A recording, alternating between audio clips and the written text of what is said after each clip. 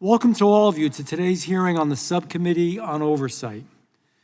Today's hearing will expose how leftist, nonprofit networks hijack and exploit your federal tax dollars to advance a radical agenda.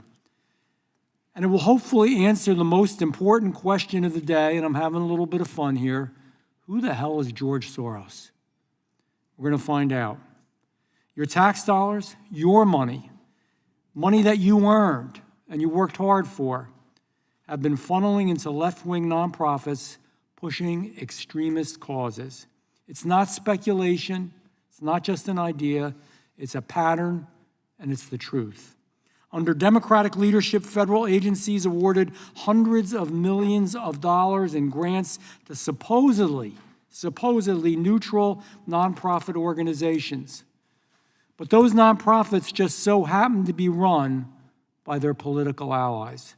And they used your money to fund policies you never voted for, and probably, in most cases, the majority of Americans strongly oppose. Is this how our democracy is supposed to work? I think we know the answer, and I think we know it's not supposed to work that way. Is this how your tax dollars should be spent? That I do know, regardless of what your opinion is, absolutely not. It is an abuse of power, one that is quietly restructuring American society in ways no one asked for, and they certainly never voted for. We've seen it again and again, over and over. The last administration dispersed $3 billion to a migrant housing group whose employees were accused of sexually abusing children. Nearly 1 million went to a group linked to riots in Los Angeles. Over 1.8 million meant for women's safety overseas was instead it was used to promote gender ideology through LGBTQ plus grants. And here's the point, even if you agree with the ideology, we should all agree our tax dollars shouldn't be paying for this. And then there's the biggest culprit of them all, the mastermind, the guy behind the curtain, the guy in the dark, George Soros. Who is he? What's he about? He's not just another billionaire with strong opinions. We got plenty of them. He's the architect of an international left-wing influence machine. His Open Society Foundation sits at the center of a global web of nonprofits, grant recipients, political operatives, and shadow partners. And yes, despite his vast wealth, he also takes your tax dollars and uses them as well. Let's look at the facts.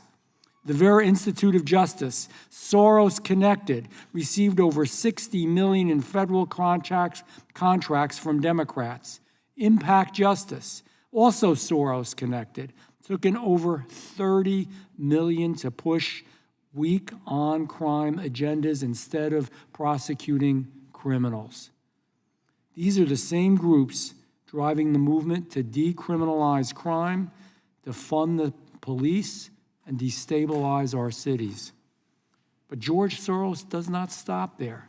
He doesn't stop at nonprofits. He's poured tens of millions into buying political influence and quietly bankrolling soft-on-crime prosecutors and attorneys general in cities like San Francisco, Philadelphia, Chicago, and others. And that's why some of them have become havens for lawlessness.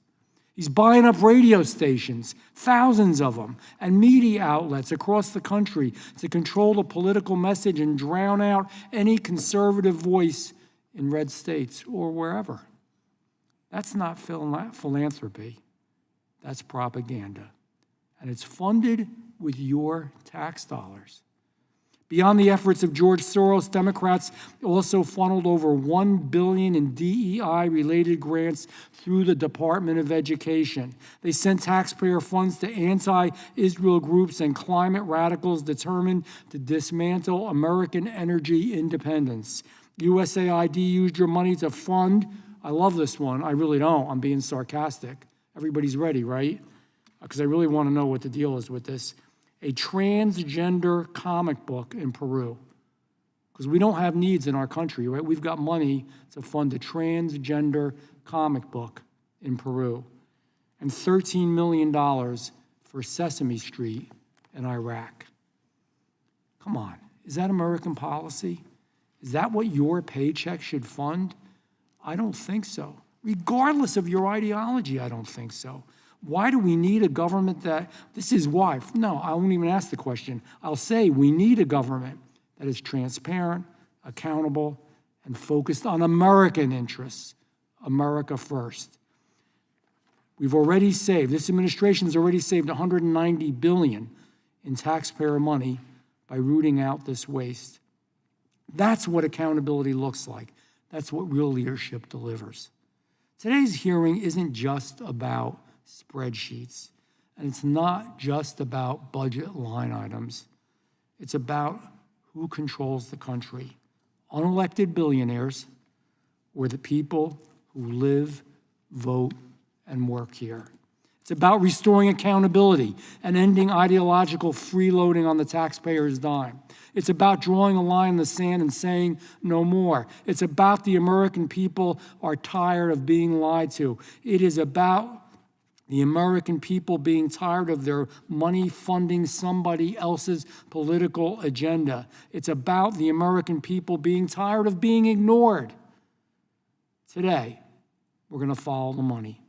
We'll name the names, we lay bare how the system was rigged, and we'll make it clear your tax dollars should serve only one purpose, the interests of the American people, not the Soros agenda, not the nonprofit cartel. You know, it's a neat gig if you can get it. You make a nonprofit, you create a nonprofit, you spend a little bit of money, but then because you got the nonprofit, all kinds of money pours in from the taxpayer. That's not how the system was supposed to work. This country does belong to the American people, and it's time Washington started acting like it. With that, I recognize the ranking member.